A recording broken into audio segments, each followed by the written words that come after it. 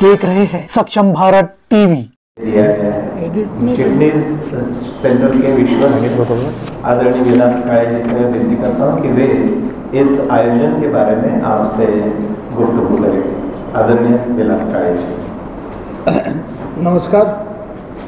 चिटनी centre आप सबको मालूम है कि नागपुर में कला संस्कृति के क्षेत्र में हम लोग विभिन्न प्रोग्राम्स का आयोजन करते हैं और उसके द्वारा हमारा प्रयास ये है कि भारत की विविधता लोगों तक पहुंचाई जाए।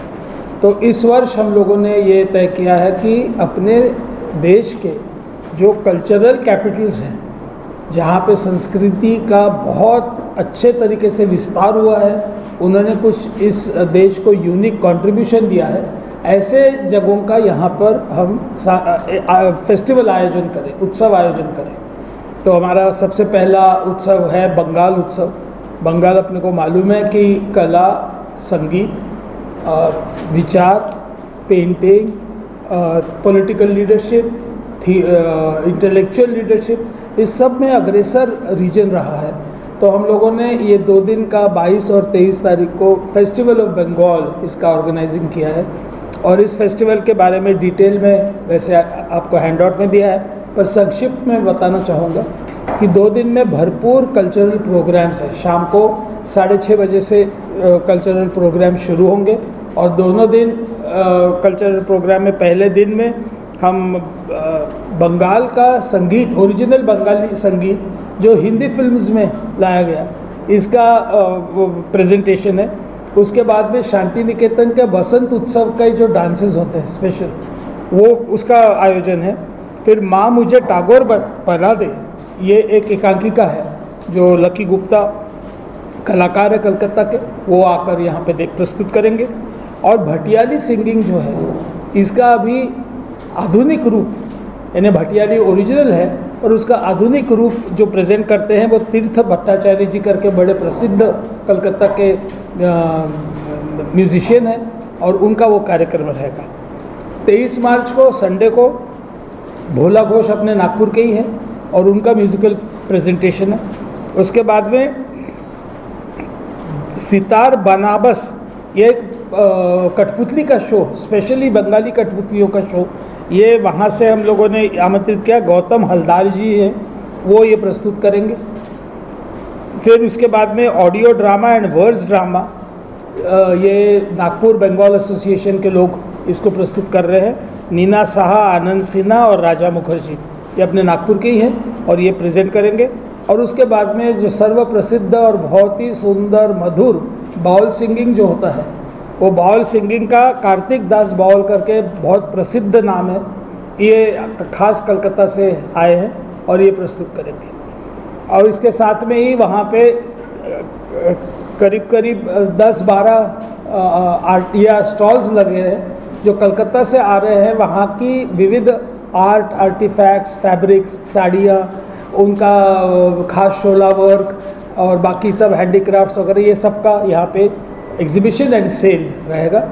और बंगाली व्यंजन खाना, उसका स्पेशल ऑथेंटिक बंगाली खाने का इंतज़ाम है और लोग इसका आनंद ले सकते हैं, जिसमें आलोर चोप, बेगुनी, पनीर रोल, बसंती पुलाव, चना दालना वगैरह, ये सब फिश और मटन, बंगाली स्वीट्स, तरह तरह की झालमुड़ी वगैरह, ये सब लोगों को इसका आस्वाद ले सकेंगे। तो पूरा वातावरण बंगालमय होगा 2 दिन के लिए और बंगाल की संस्कृति वगैरह। अब इसमें जो बंगाल का एक खास विशेष, जिसको मैं पहले कह रहा था, इंटेलेक्चुअल कंट्रीब्यूशन जो रहा है, उसके लिए एक विशेष सेमिनार हमने रखा है 23 तारीख को 10 से 12 बजे तक। और इस सेमिनार में खास करके आ रहे हैं कलकत्ता से कल्याण कुमार चक्रवर्ती, ये रिटायर्ड IAS है और चेयरमैन थे इंडियन इंदिरा गांधी भारत विकास, वो मानव संस्था, मेरे को पूरा नाम उसका ये नहीं आ रहा एकदम, पर उसके वो चेयरमैन थे। और गौरी बासु, ये भी कल्चर में बहुत है। इनके विषय बड़े इंटरेस्टिंग है। Bengal's contribution to art, culture, political thinking and spirituality. आध्यात्मिक क्षेत्र में भी बंगाल ने बहुत ज़बरदस्त कंट्रीब्यूशन किया है, तो ये रहेगा। और विशेष बात मैं आप लोगों से कहना चाहता हूँ कि ये लोगों के लिए टोटली फ्री है, इसमें कोई भी फीस नहीं ले रहे हम, कोई टिकट्स नहीं है। लोग आए, इसका आनंद ले, खाएंगे उसका पैसे उनको देने पड़ेंगे, या जो खरीदेंगे उसके पैसे उनको देने पड़ेंगे। इसके अलावा बाकी सब फ्री है। तो हम चाहते हैं कि आपके द्वारा ये बहुत लोगों तक पहुँचे, और लोगों से हमारी अपील है कि इस आयोजन का आनंद ले और आके बंगाल का स्वाद यहाँ पे 22 और 23 को ले। सर, बंगाल में एक विशेष महत्व है दुर्गा पूजा का। जी। तो इस तरीके की कोई झांकी वगैरह हमें वहाँ देखने को मिलेगी? जी नहीं, क्योंकि हमने ये विचार किया कि देखिए बंगाल की दुर्गा पूजा तो सर्वत्र प्रसिद्ध है, उसके बारे में बहुत यहाँ पे नागपुर में भी आयोजन होता है, पर जो बंगाल की चीज़ों को हम लोगों को अभी तक का उसका परिचय नहीं हुआ है, वो क्यों न लाए। दुर्गा पूजा बहुत प्रसिद्ध है, नागपुर में ही 5 जगह होती है। तो बहुत है, हाँ। पर जैसा यहाँ नहीं होता, यहाँ अपने लेवल में होता है, वहाँ की कुछ बात निराली है। हाँ, पर उसमें वहाँ के जो पंडाल बनते हैं ना, मैं खुद 2 बार गया हूँ कलकत्ता में पंडाल हॉपिंग करने, और वो जो कला है, वो जो उसका दर्शन है, वो कुछ अद्भुत ही है। पर ये है कि उसके लिए वहाँ के जो दुर्गा पूजा वाले जो आयोजक रहते हैं ना, देयर बजट इज़ अमेजिंग। वो जो खर्चा करते हैं डेकोरेशन पे, वो पूरे एक वहाँ का पूजा जो स्टॉल है, लाखों रुपए का वहाँ पे खर्चा होता है वगैरह, वो प्रयोजन करना हमारे बस की बात नहीं है।